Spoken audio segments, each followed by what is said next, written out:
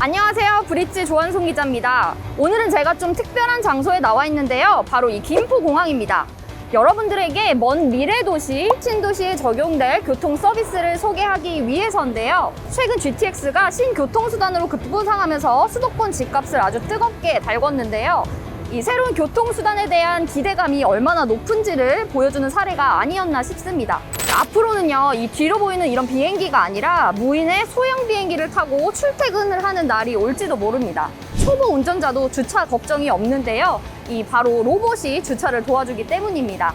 버스 정류장도 없어질 것으로 예상이 되는데요. 이용자가 원하는 장소와 시간에 버스를 호출할 수 있는 서비스가 적용이 되기 때문입니다. 먼 미래의 일 같지만 이 모든 서비스들은 GH가 조성 중인 신도시에 적용될 예정입니다. 좋은 도시로 만들기 위한 노력이 계속되고 있는데요. 그럼 지금부터 자세히 소개해 드리도록 하겠습니다. 교통체증을 해소해줄 지금까지 보지 못한 새로운 교통수단이 도입이 되는데요. 이 바로 뒤에 보이시는 이 UAM입니다. 이 도심 간을 이동하는 4, 5인승의 소형 비행기로 볼 수 있는데 에어택시라고도 불립니다. 앞으로 인천공항이나 김포공항을 가지 않고도 이 소형 비행기를 통해서 도심 간 이동이 빨라질 것으로 예상이 됩니다. 이 기존 비행기와 가장 큰 차이점은 추진체에 있는데요. 이 추진체가 엔진이 아니라 전기 모터와 배터리이기 때문에 기체 구조가 단순하고 운용 비용이 적게 드는 것이 특징입니다.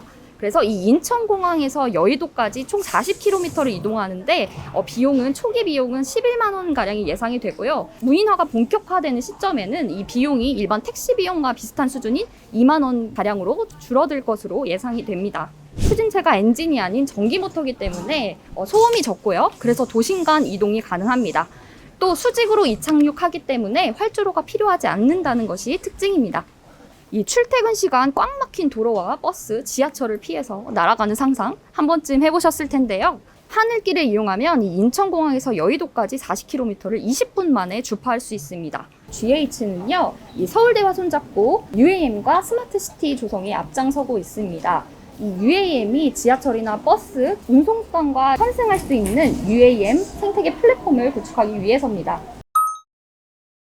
네, 이 비행기를 띄우려면은 이 기체 말고도 이 터미널, 즉 공항과 이 관제 시스템이 필요한데요. 제 바로 뒤에 보이는 것이 이 UAM이 뜨고 내릴 수 있는 터미널의 모습을 축소해 놓은 모형입니다. 한국공항공사와 하나시스템이 이 UAM이 뜨고 내릴 수 있는 터미널인 버티 허브를 구축하고 있는데요.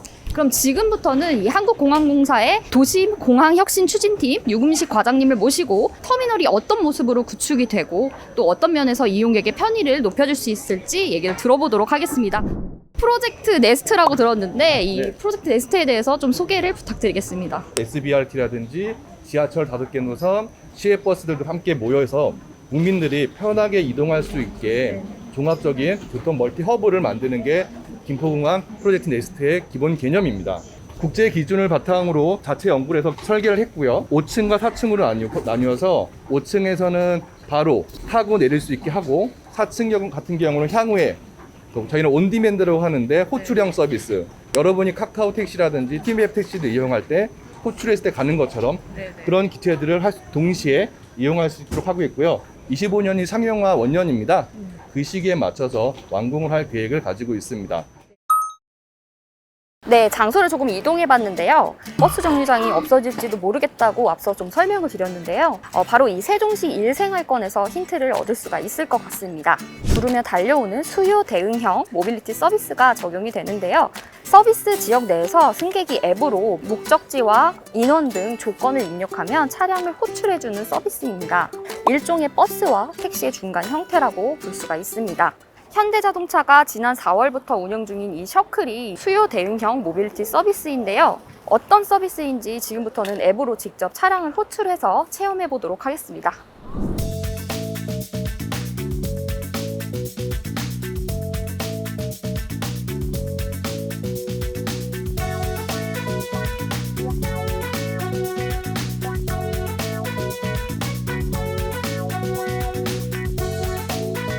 네, 현대차에서 셔클 서비스를 담당하고 있는 김수영 실장님을 모시고 얘기를 좀 나눠보도록 하겠습니다. 안녕하세요. 안녕하세요. 네, 셔클 서비스에 대해서 좀 간단히 소개 부탁드립니다. 신도시에서 보면 집 근처에서 차 타고 가기에는 가깝고 혹은 주차가 좀 어렵고 걸어가기에는 좀 먼 거리들이 있잖아요. 그런 가까운 이동을 편리하게 할 수 있는 그런 새로운 모빌리티 서비스라고 부를 수 있겠습니다. 대중교통은 좀 기다리는 시간이 길고 정류장까지 걸어가는데 시간이 좀 많이 걸리잖아요.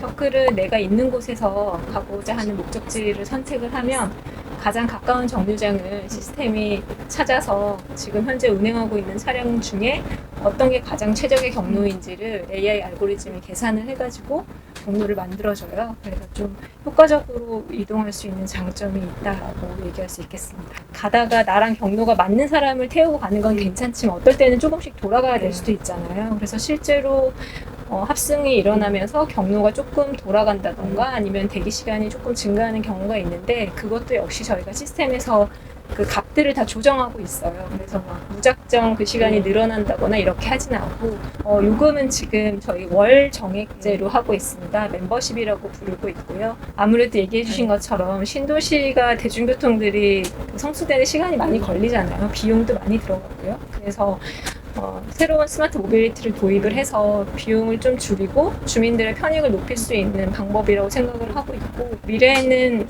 셔클을 하나의 이제 주요한 이동수단으로 넣어보는 것도 논의를 하고 지금 좀 저희도 공부를 하고 있습니다. 네.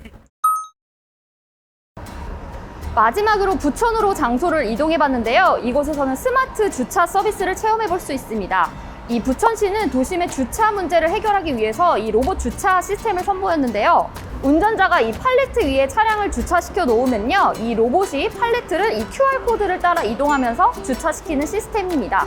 이 시스템을 이용하면 동일한 면적에서의 주차 가능 대수가 30% 이상 증가한다고 하는데요. 이 로봇이 어떻게 주차를 시키는지 한번 보시죠.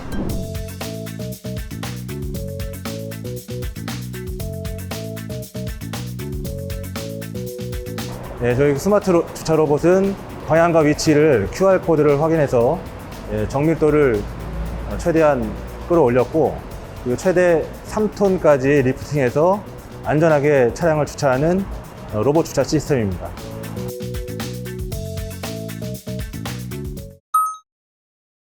미래도시에는 다양한 스마트 교통 서비스가 적용됩니다. 자율주행 서비스도 그중 하나인데요. 경기도는 판교에서 자율주행 관련 시범 운행지구를 운영하고 있고 또 자율주행 실증을 진행하고 있습니다. 이곳에서는 제로셔틀 탑승이 가능한데요. 제로셔틀은 경기도와 차세대 융합기술연구원이 도내 교통 문제를 해결하기 위해 제작한 국내 최초의 공공 자율주행차입니다. 차량에 부착된 센서와 통합관제센터가 교통신호 등 각종 정보를 무선으로 주고받으면서 운행합니다. 엔진 대신 전기 모터로 움직여서 배출가스가 없고 운전자도 없다는 의미에서 제로 셔틀이란 이름이 붙여졌습니다. 경기 용인 플랫폼 시티에서는요, GH가 교통특화 용역을 통해서 트램과 자율주행차, 퍼스널 모빌리티 등 신개념 교통수단 도입을 적극 검토하고 있습니다. 또한 경부고속도로와 연계된 GTX 복합 환승센터도 계획 중입니다. 살펴본 바와 같이 미래도시에 적용되는 교통서비스의 공통 키워드로는 자율주행과 공유를 꼽을 수 있습니다. 운전자가 차량을 조작하지 않아도 스스로 주행하는 자율주행차가 도입되고요. 버스도 AI가 최단 노선을 분석해 운행합니다. 개인용 차량이 없어도 각종 퍼스널 모빌리티를 통해서 편리하게 이동할 수 있습니다. 전기자전거, 전동 킥보드, 공유 자전거 등을 원하는 장소에서 이용할 수 있고 운송수단끼리의 결제 시스템도 통합됩니다. 스마트폰에서 목적지를 입력하면 모든 교통수단이 최적의 조합으로 제시가 되고 예약부터 결제도 한 번에 가능해집니다. 빈 차량이나 주차장은 필요한 사람이 쓸 수 있도록 공유됩니다. 공유 경제를 통해 도시 공간과 자원을 효율적으로 이용하는 겁니다. 앞으로 조성되는 신도시에서는요, 모든 운송수단이 연결이 됩니다. 제가 지금 나와 있는 이 수인분당선 구성역 인근에 조성되는 용인 플랫폼 시티에서는요, 국내에서는 처음으로 이 GTX와 고속도로를 연계한 환승 체계가 구축이 됩니다. 뒤로 보이시는 이 GTX 용인역 인근 경부고속도로 상부에 보행자 다리를 조성을 해서 이 GTX에서 고속도로는 물론 버스와 지하철로 환승할 수 있도록 하는 것입니다. 2020년 국토부가 선정한 GTX 역사 환승시범 사업 우수 역사로 선정이 돼서요. GTX가 현재 경기도 용인시 그리고 도로공사와 함께 협약을 맺고 사업을 진행 중입니다. 참고로 GH가 오는 9월 17일까지 용인 플랫폼시티 랜드마크 조성 아이디어 공모전을 진행 중이니까요. 참고하셔도 좋을 것 같습니다. 가장 이상적인 도시를 구현하고자 하는 국토부와 GH의 고민이 담겨 있습니다. 우리의 일상이 이뤄지는 도시, 그 공간 요소들이 서로 상호작용하면서 시너지를 낼 수 있도록 하기 위함인데요. 스마트시티는 이 빅데이터와 ICT 등 신기술을 접목해서 도시 문제를 해결하고 지속 가능성을 모색하는 새로운 도시 모델입니다.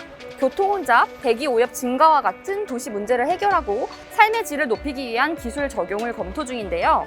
이런 노력의 결과로 3기 신도시에는 어떤 기술과 인프라가 적용될지 눈여겨보셔도 좋을 것 같습니다. 드디어 3기 신도시 사전 청약이 개시가 됐습니다. 궁금한 사항은 3기 신도시 공식 홈페이지를 참고하셔도 좋고요. 저희가 앞서 촬영한 사전 청약 Q&A 영상을 참고하셔도 좋을 것 같습니다. 앞으로 브릿지는 3기 신도시 사전 청약과 본 청약 일정들 빠르게 정리해서 알려드리도록 하겠습니다. 지금까지 브릿지였습니다. 감사합니다.